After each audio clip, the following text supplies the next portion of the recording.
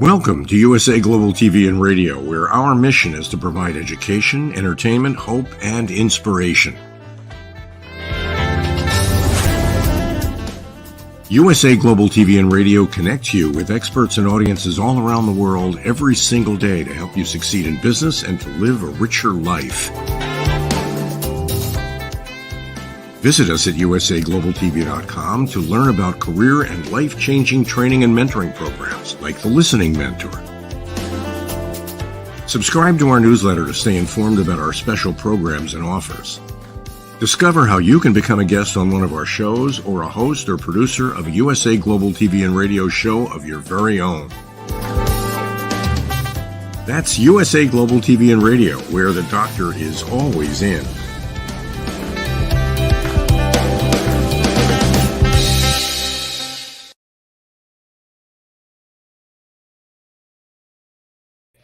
Hello, everyone. Welcome home. Welcome back to USA Global TV and Radio, where we stand for world-class education, hope, and inspiration. I'm Dr. JACALYN KERBECK, and our show today is the United Kingdom News and Culture. This is one of my favorite shows as we bring our dear friends who are expert correspondents in the UK to share with us the latest and greatest of what's going on. Let's welcome the star of our show, DIANN FLOYD BOEHM. Hello, DIANN. Hi, it's great to see you. I hope you had a happy 4th. I was here working, my friend. I hope you had a happy 4th. Right. I saw the pictures. So where in the world are you today? I'm outside of Houston in Kingwood.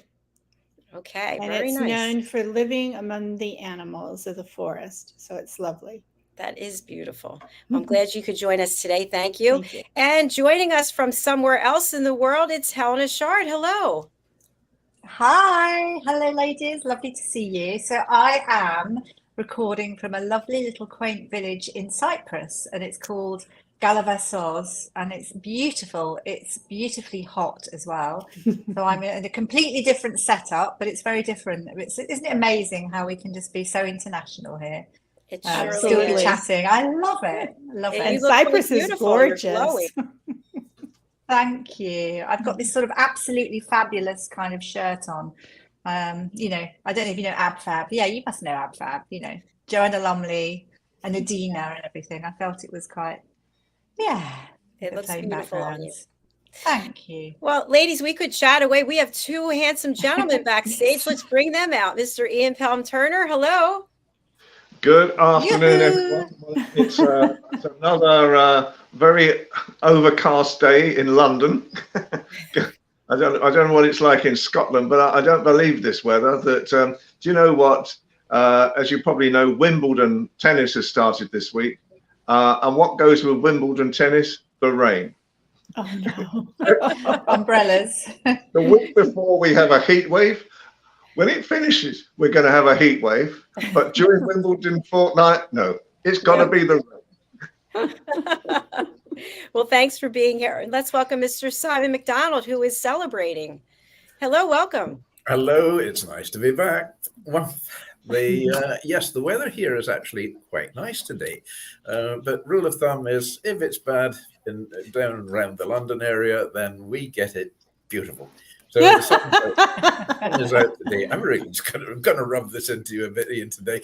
But no, the sun's out today for a change. We've had rain. We've had, well, it wasn't so much the rain coming down. It was more the tide coming down rather than the tide coming in. It was pretty horrendous rain, but there we are.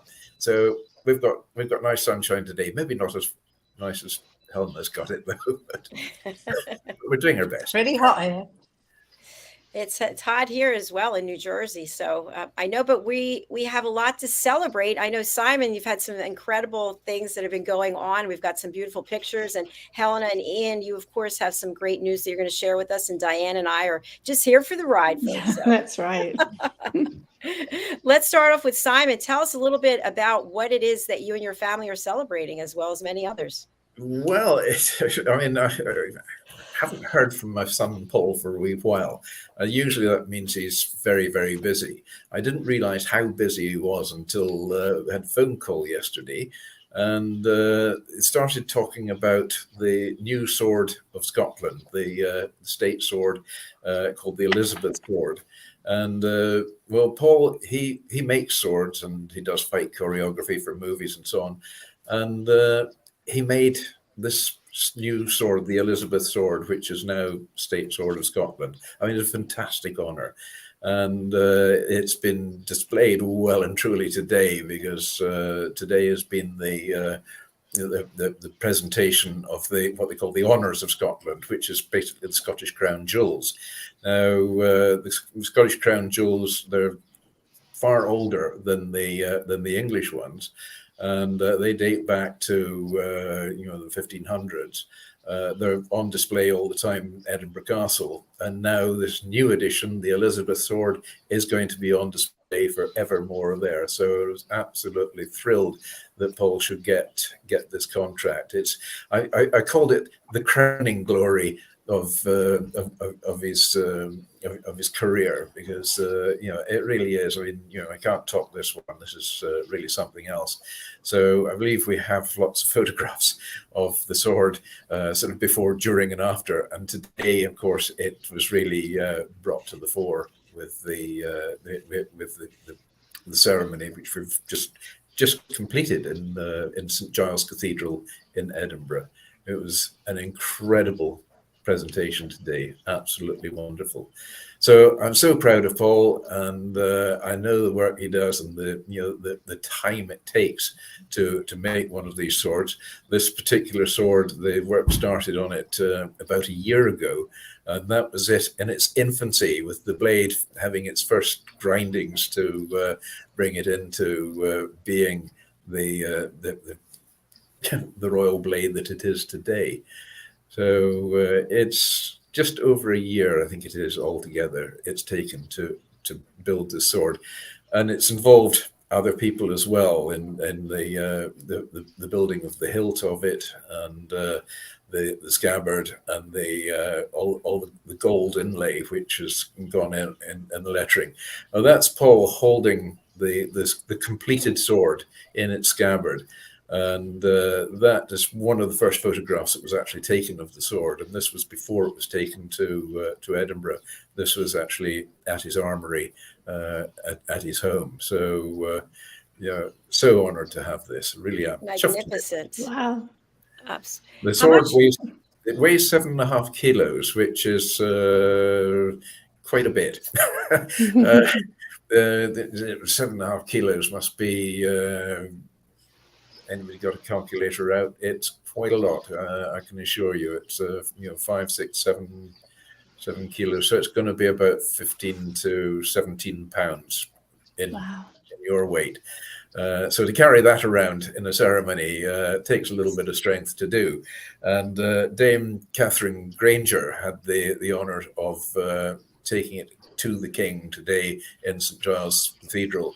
Now, I think that's the hilt of the sword. Absolutely beautiful, all done in gold. And the blade itself is a Damascus steel. Now, Damascus steel is that beautiful patterned steel work that you see in in ceremonial pieces, and just to get the right grooves, or fullering as they call it, going down there so that it doesn't overlap and spoil the pattern of it, takes enormous skill and an incredible amount of time. So really exquisite piece, this sword, and it will be still there in 500 years time, sitting in Edinburgh Castle on display for the world to see. Wow. So monumental piece. And there he is, with the team, Mark Dennis, who is the designer of the sword, although everybody there contributed to it. And Alan Beattie Herriot is a sculptor, made the hilt. And Peter Waugh, who's a videographer, and he's documented the entire process as well. So I'm dying to see this documentary coming out. And then Paul, of course, on the right there with handling the sword. So that was the completed team. And the second from the left, I believe that's the Lord Lion, who is the looks after all the heraldry and pomp and circumstance of Scotland. So the sword itself, you probably all saw the coronation in London, and Penny Mordaunt, who carried in the sword there, Well, this sword of Scotland now weighs just over twice the amount of the sword they had in London, and everybody was getting very tetchy about the exercise she must have been doing to get used to carrying that sword in without dropping it or without the arms collapsing. So here's one here, up here. We've got one that weighs twice as much. Wow. I have a question, Simon, which it might sound a little bit ridiculous, but given that it's a ceremonial piece, are the criteria when it's being created the weight and the I don't know how you describe it, but if it were actually going to be used in a battle, in a duel or something, do they actually, is it made to those specifications, if that makes any sense? Well, the weights are actually, the weight of the sword is crucial to get the balance right as well, and it's quite a fine art to get that down. But swords built for battle have maybe different tolerances altogether.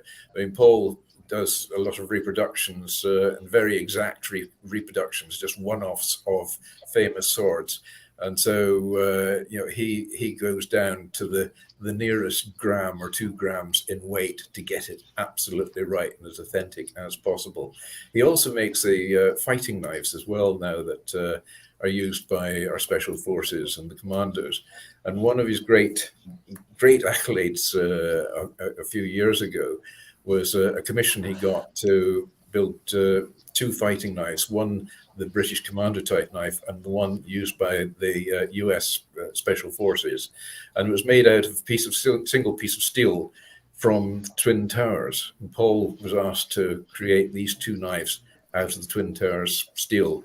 And they flew Paul over to Washington with the knives, and it was the vice president who presided over the presentation of these knives to the chief of the military staff in America, and we'd also had a general from the British forces there as well. So it was quite a ceremony as well. But this one he's had now, this one takes the biscuit, really. He had a private audience with King Charles at Holyrood Palace, as we are there. He's way down at the bottom, actually. Charles is looking at him. It's now, they had quite a long discussion about the technicalities of the sword, and then would asked him about the about ski and do's. The ski and do, that's you know, as a knife which I have here, which Paul actually made for me. It's the one that's worn down the sock when you're wearing the kilt, and then the dirk, which is worn at the waist when you're wearing the kilt as well. So King Charles asked Paul a lot about this with great interest, and he'd sort of signalled his equerry to make sure that he got Paul's details for later on. He says, you know, says, I like your work, so let's see what transpires from that one. So it was a very interesting day on Monday. Today he was in the 100 people who were selected to join in with the royal procession as well. So he was there. So this is the ski and do. It's a Damascus blade. It's actually needing service. So Paul is going to get hold of this and service it. The horn there is the antler of a roe deer, and which I shot the roe deer. Paul made the ski and do and the scabbard to go with it as well. So I wear this whenever I wear the kilt. That is down my sock. Wow. And it's very sharp. It really is. It's a very, very sharp blade, but it's crafted in the traditional ski and do style. Ski and do in the Gaelic means the dark knife or a black death. So it's quite an imposing piece. Now, why is it worn in the sock? It's supposed to be a concealed knife. So it's worn fairly deep down the sock, and it's just really the very top which you see out of the sock, and that's it. But the rest is hidden down there.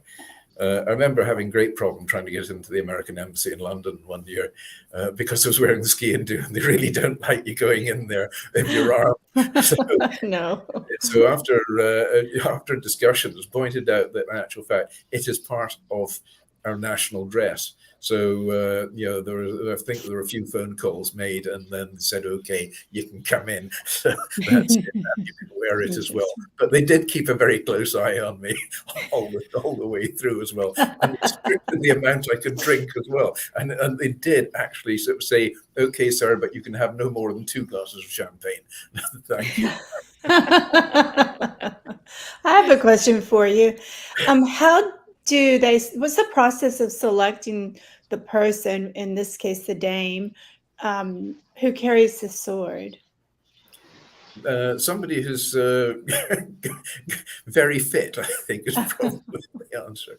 No, this comes through the hierarchy within the country, but the exact selection process, I'm not sure how they work that one out at all. I know the crown was carried in the ceremony today by the Duke of Hamilton, who has been the crown bearer for the Scottish crown for generations. And the young Duke of Hamilton today, I knew his father very well, a great character, and he enjoyed his sailing and scuba diving and so on as well. So yes, we had some pretty raucous tales to tell on the Isle of Egg one year, but yes, so he has been traditionally the crown bearer for the Scottish crown. Thank you. Simon, we have some additional photographs if you would like to walk us through. Yes, this is the Duke of Hamilton with the crown, presenting it to the king, and the king literally just touches it, and then they say the few words, and away they go. The sword was actually the first one that's presented to him. That it always takes precedence even over the crown, surprisingly, and that's the scepter as well, the royal scepter with a beautiful. The end piece on it is absolutely magnificent. And again, this is dates back to the early 1600s, so it's been on the go a while. The chap in the very elaborate uniform there is the Lord Lion of Scotland, and that's Charles accepting King Charles accepting the sword. He looks as if he could use it. That's actually the sword leaving the ceremony at the end of it today. So that was at about 24 hour time today. So 20 minutes before the show started. Well done in getting it done in time. That's the king there, obviously looking quite sort of serious about the whole thing, and 2 young ladies looking absolutely gobsmacked in the background.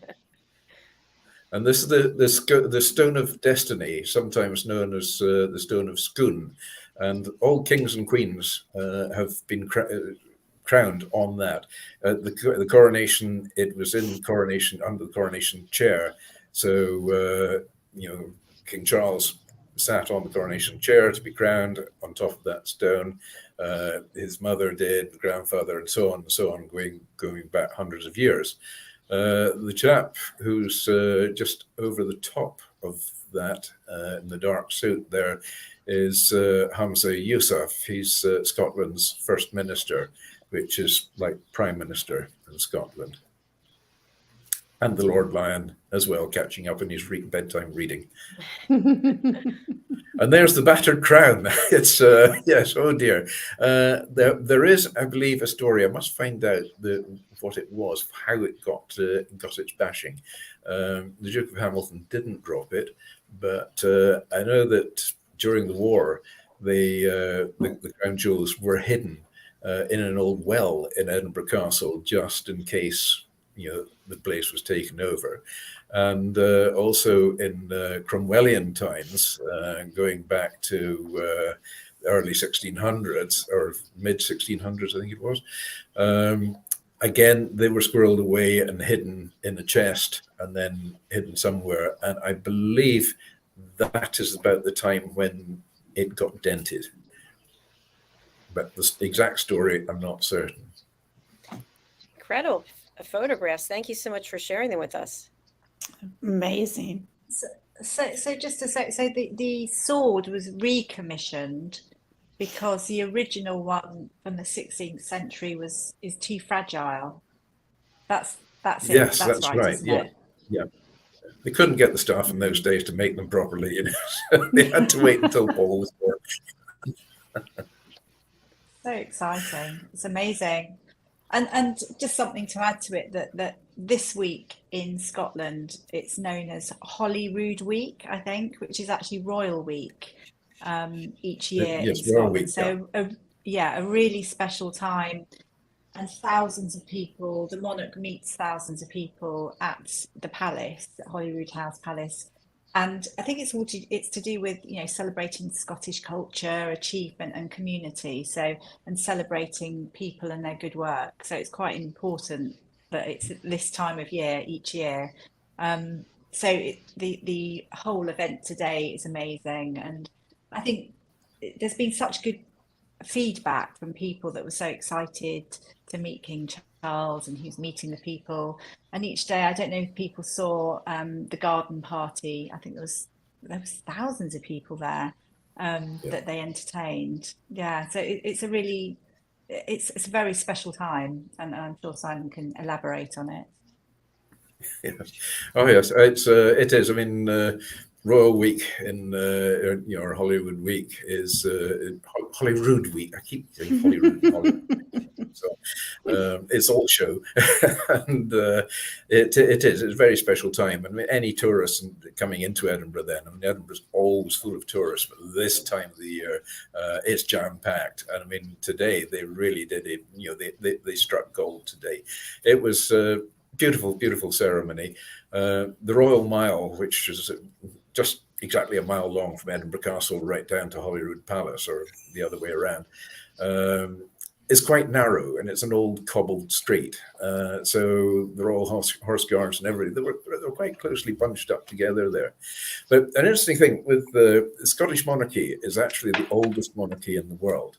And the sad thing about today is there were a load of protesters there saying, "Not our king," and so on. And I mean, these people, I really don't know what they're thinking about. You know, it's very, very sad to see that with the big banner saying "Not our king" and so on, and you know, King and Queen having to go past that. And of course, William and Catherine were there as well today, so all dressed in the robes of the Knights of the Thistle, which is you know, one of the Scottish Grand Orders. But King Charles has actually got a lot of Scottish blood in him, and he embraces Scotland wholeheartedly. He's very much into the culture of Scotland. He's incredibly knowledgeable about old culture and traditions going back over the years as well. But proportionately, he has a lot of Scottish blood in him. I think probably more Scottish blood than English. And there's a bit of Greek there somewhere as well. But Helena's gone to Cyprus to learn more about that today. But yes, he's you know, he has his disproportionately Scottish. Our advantage. The crown, the Scottish crown wouldn't actually fit him. It's very small. It was used to crown Mary, Queen of Scots, years ago, but she was very, very young at the time. And James I of England, who was James VI of Scotland as well, but he was only about 8 months old when he was crowned. So, oh my gosh! I think they could probably sort of sit him in the crown and hold it. Explains the odd dent here and there as well. And there's maybe a little crown stroller. That's a good one. Helena, what were you going to say? I was just going to say, because I wasn't there, and I haven't seen it as yet, but I know that lots of royalists have been upset because the protesters outside St Giles's Cathedral, they say that they were actually in prime position. So they were chanting "Not my king," but not only that, they were in a position which was absolutely fantastic. I don't know if that's the case. It's just what I've heard on the grapevine. Is that the case, that they were positioned in such a fantastic place? Yeah, they were in a pretty good position. Maybe a little bit further down they'd like to be, but they were the police were very clever. They corralled them all, so really to go in the one spot, and it was an area which was actually a bit wider so they could get them all in, because there were quite a few of them there. The barriers they had today were a little bit higher than they'd normally have, because they were very worried about the stop oil protesters who are really making a misery of many occasions lives just now by scattering orange powder here and there and just gluing themselves to pavements and what have you. And it's there's an awful lot of revolting people in the country, shall we say, or people revolting. Depends which way around you look. But the police were very worried that the stop oil protesters were going to start hurling bags of orange powder about the place. It wouldn't look very good if it landed on the bonnet of the royal car. So that was a big concern. So they raised the barriers in case any of them tried to climb over and make a nuisance of themselves. Fortunately, none of that happened. So it just went well. The whole ceremony went like clockwork, and it was timed to the second. It was absolutely incredible. And it finished off with a big fly past from the Royal Air Force Red Arrows as well, right down the Royal Mile, with the blue, white and red smoke coming out the tails. Magnificent sight to see, and a 21-gun salute off Edinburgh Castle as well. So that would keep all the pigeons awake and flying out the way. I don't know if they shot any down. There we are. Ian, what are you thinking over there? I mean, it's an interesting week this week, and Simon is quite right. It's the Pride of Scotland Holyrood week as well. I think, but it's interesting to get a reflection from other parts of the world as well, because I was just saying to you just before I came on that I've just been asked to write a quick bit for Fox. And one of the questions that they asked me is, how relevant do you think William and Kate will find Scotland? Is it sort of something that's going to sort of really they're going to buy into or not? And I think that the reality at the moment is it's a very interesting tradition. Obviously, a lot of Scotland was where obviously they had wonderful holidays. It's obviously, unfortunately, where the Queen died, and it's obviously as well where William was told by Charles that Diana had died as well. So it has some very sort of up and down memories, I think, of Scotland. But I think as well, with the type of traditions, the thing that I always found interesting was that Charles, Simon is quite right, Charles really envelops himself in Scottish tradition. So I'm told that whenever he goes out in public for public events, he will always wear a kilt when he's in Scotland. I think the reality at the moment is that I mean, I'm half Scottish myself as well. So apart from enjoying smoked salmon, I share a similar interest as Simon does. And I think that the reality at the moment is that I think Charles, and I'd be interested to see what Helena feels as well. I think Charles and Camilla are really sort of finding their way at the moment. It's for something where I think they're trying really hard now to become the king and queen that the whole of Great Britain want and Scotland wants as well. Yeah, of course, William and Kate are not known as the Prince and Princess of Wales in Scotland. They're known as the Duke and Duchess of Rothesay. Now, that was a title which Charles had beforehand, and so they've inherited that title. Rothesay is the capital town on the island of Bute, which is in the Firth of Clyde. So they have that title in Scotland, and that's how they're referred to. It's like I was surprised actually that Edward and Sophie weren't there, because they have the titles now as the Duke and Duchess of Edinburgh. And I would have thought that they should have been there. I was quite surprised they weren't. But it was certainly very nice to see that William and Kate were there. I must admit, William was actually looking quite bored through part of the ceremony. And he seemed to be sort of deep in thought, but maybe we'll find out the reason why. He might have had a hangover from the night before, because the garden parties here tend to be quite quite raucous. Until you said that, I was thinking of him as a parent, thinking, oh my gosh, when I get home, I'm going to have a talking to that boy or girl. Well, possibly, yes. And I'm very glad you brought up the smoked salmon bit, not me this time, Ian.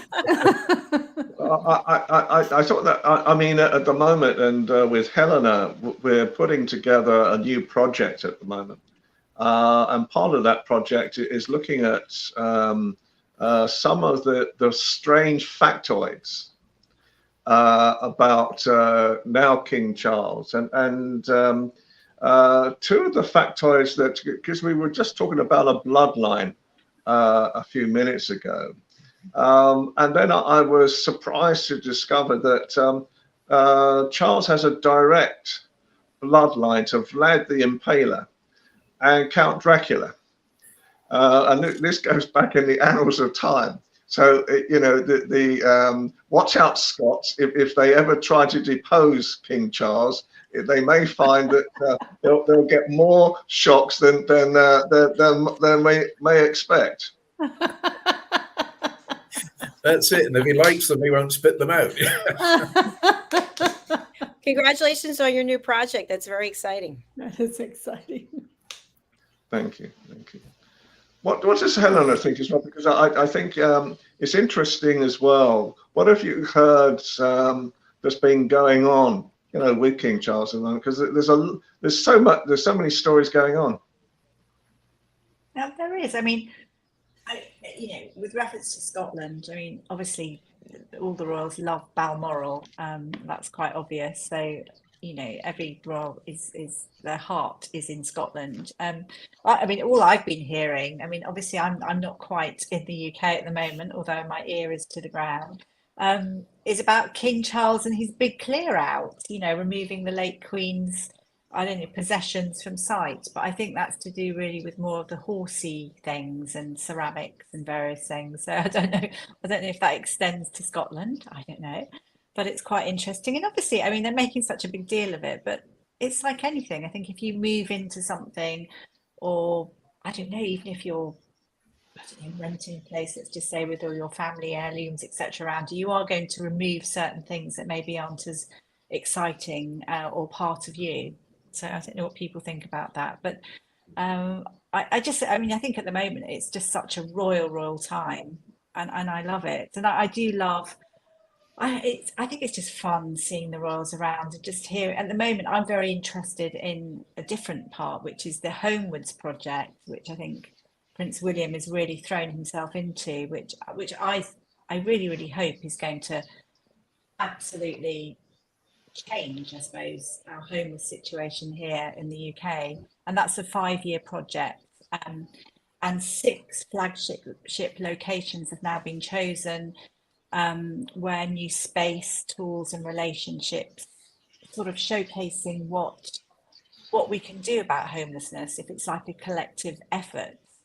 And as we know, 5 years will just fly. So fingers crossed. It's about preventing homelessness. And I think great. That is a real passion of his, as it has been, as he travelled around to homeless charities when he was younger with his late mum. So that's one of my big things that I'm listening to at the minute. So I'm just interested to see how it will go. I don't think he's saying, hey, I'm here and I'm just going to end homelessness. But I just think that whole thought process and having that 5-year strategy that everyone will join in, it's a winner. Yeah, it was interesting what you were saying there about the clear out. I had these mental visions going through my mind of a royal car boot sale or going on, so in Hyde Park or somewhere like that, which would be an interesting one. Yeah. How do they actually get rid of the items? Is it at an auction or? No, A I think museum? I think they're probably boxed up, and maybe it will move on to a museum or somewhere where people can see all the artifacts. I don't think he'd be so callous as to just get rid of all of his late mother's possessions that we'd be interested in. But I mean, she was obsessed with horses, wasn't she? She loved horses, so everything was, horsey related. And although it's not his passion, that's what I'd say. Yeah.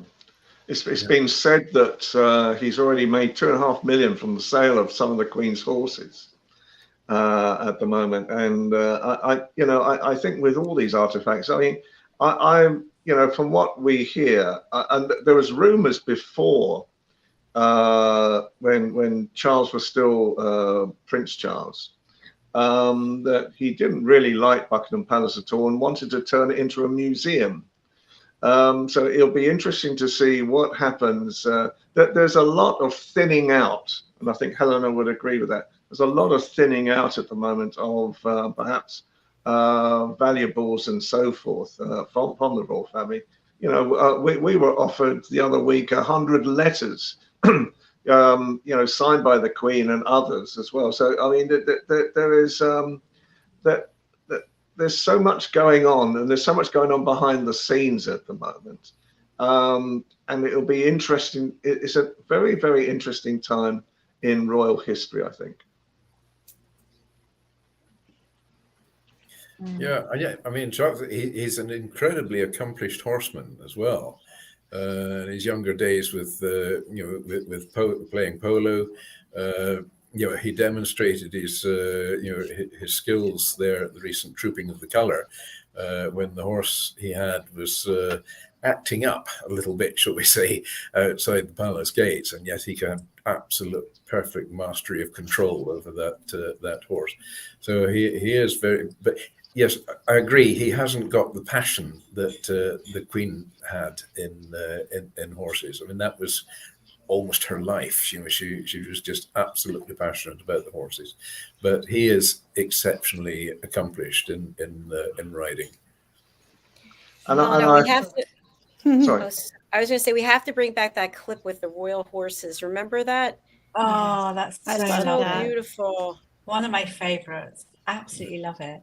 I mean, in fact, when Ian was saying about King Charles selling the horses, he wasn't talking about the artifacts. He was actually talking about the real horses. I just thought I'd make that clear.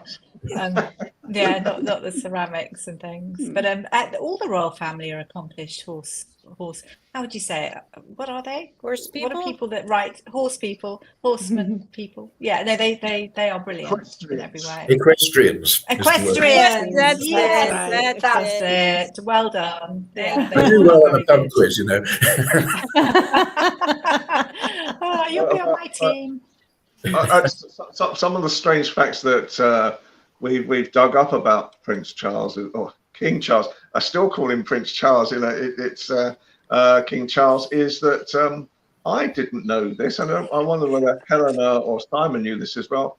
He's a classically trained opera singer, Charles. He trained in singing as well.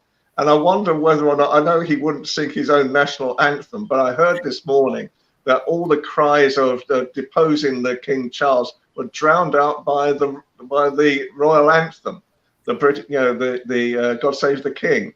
And so I wonder whether or not at the moment, I mean, there's some very strange things coming out about Charles. And there was one that really tickled me just very quickly was that obviously it's almost like a Sleeping Beauty story, because you probably know the story about the princess kisses the frog and it turns back into a prince. Well, Prince Charles, now King Charles, has actually got his own frog named after him. So,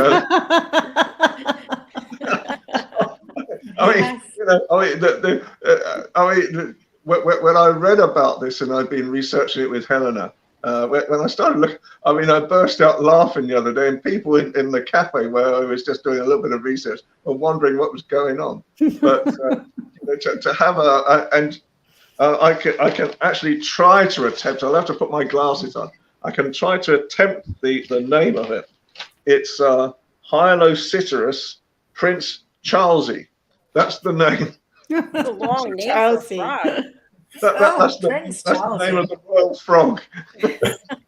I think we need to sell those Prince Charles frogs, and then the money can go to the homeless that everyone's working on. Because I would buy a Prince Charlesy. You would, Diane. Absolutely. Yeah, that Prince was a Charlesy perfect sounds word. amazing. And then to know the money went to the homeless people, why not? Yeah, the poor frogs missed out on the promotion. Obviously, it should be a King Charlesy now as well. I mean, you think of it. I feel quite sorry for Charles now, because he's in a job with absolutely no prospects of promotion whatsoever. He could think that's quite comfortable. It took him a while to get there.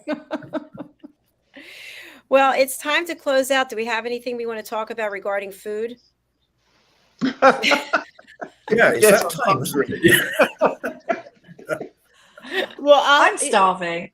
I am Helena, too. you said you're in Cyprus. I am in a lovely village at the moment called Galavassos, and it's beautiful. And the food's beautiful. I mean, really. Yeah, that's what I was fresh going to say. There's vegetables. a restaurant. I'll have to look it up for you. And to this day, I tell everybody nobody can cook portobello mushrooms as well as the people in Cyprus. So there's my Wow, I'd food love to know edition today. Oh wow, Portobello is part of a district in Edinburgh as well. Oh, really? Well, there you go. Maybe Big they export- learned from y'all. Export thing going on to Cyprus there, I think. But I mean, they've got amazing fish in Cyprus as well. They're very into the likes of the octopus there as well, and they know how to cook octopus, because it's actually quite difficult to get the timing absolutely right in octopus. Most people just give you it, and it's like a piece of old rubber when you get it. But in Cyprus, they know how to do it. They know that they do it exceptionally well. I always thought that Cyprus was part of Greece, but it's not.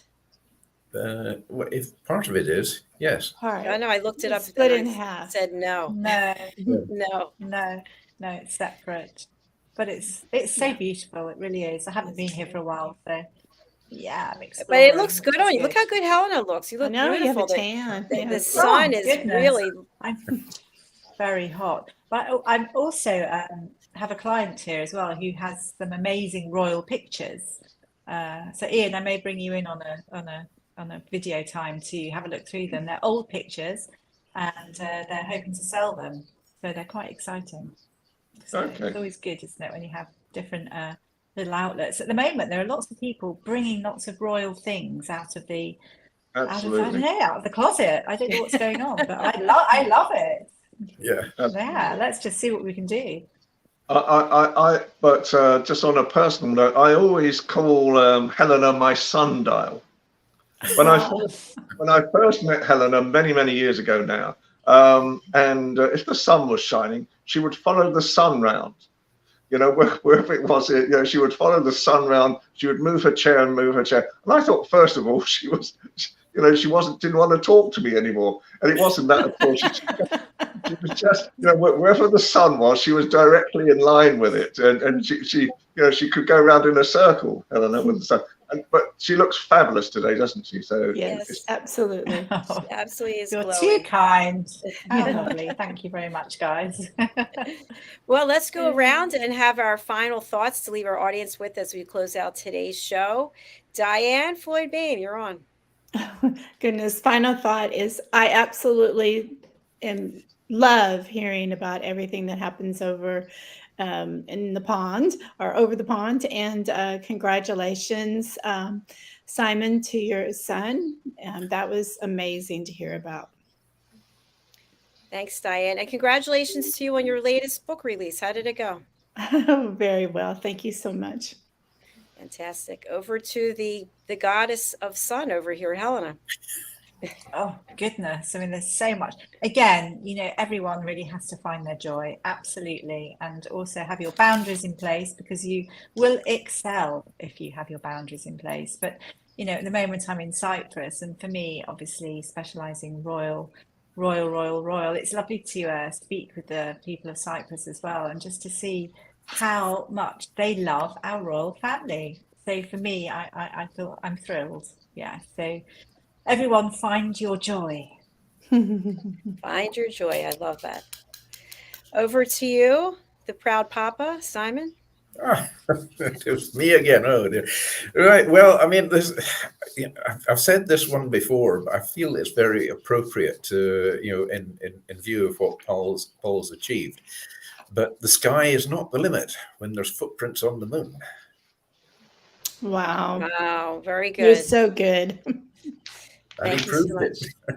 Mr. Ian Pelham Turner. Well, what can I say about King Charles? That he's led the most fascinating life. I think being half Scottish myself, I was watching it with great pride today. What was going on in Edinburgh at the same time. I hope what it will do is the royal family at the moment. I hope it will give us hope and encouragement and enthusiasm to move forward again.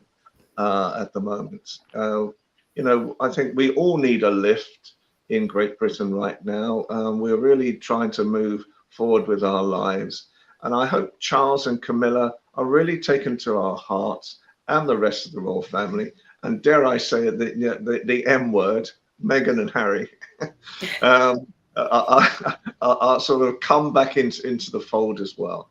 But I think it's very interesting to get the reactions of America as well about the royal family, and we will see what we will see. Watch this space is really watch the show next week, and who knows what might be happening.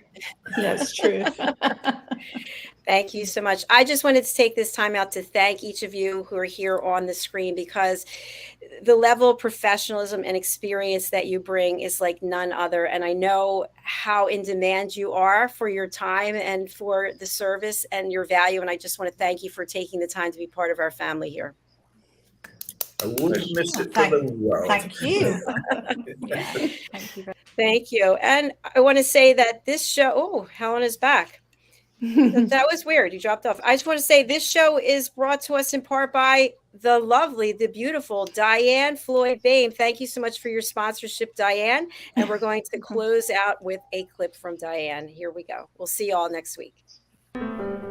Hello, boys and girls, and welcome to Story Garden. Your host, DIANN BOEHM.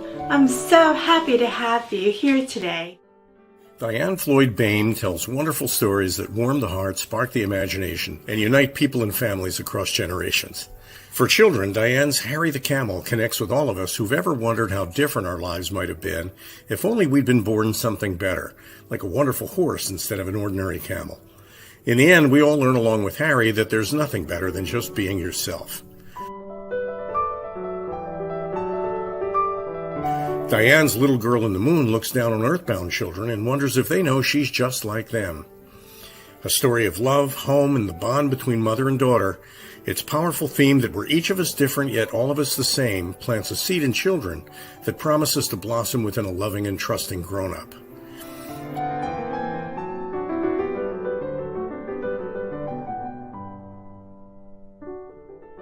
Diane's new biography, Rise, recounts the experiences of her grandmother, Ruby, to reveal the hidden strength of the human spirit. Ruby's story inspires all of us to become the best versions of ourselves. You'll find all of Diane's delightful books and much more at DiannFloydBOEHM.com. Visit DIANNFLOYDBOEHM.com. That's DiannFloydBOEHM.com.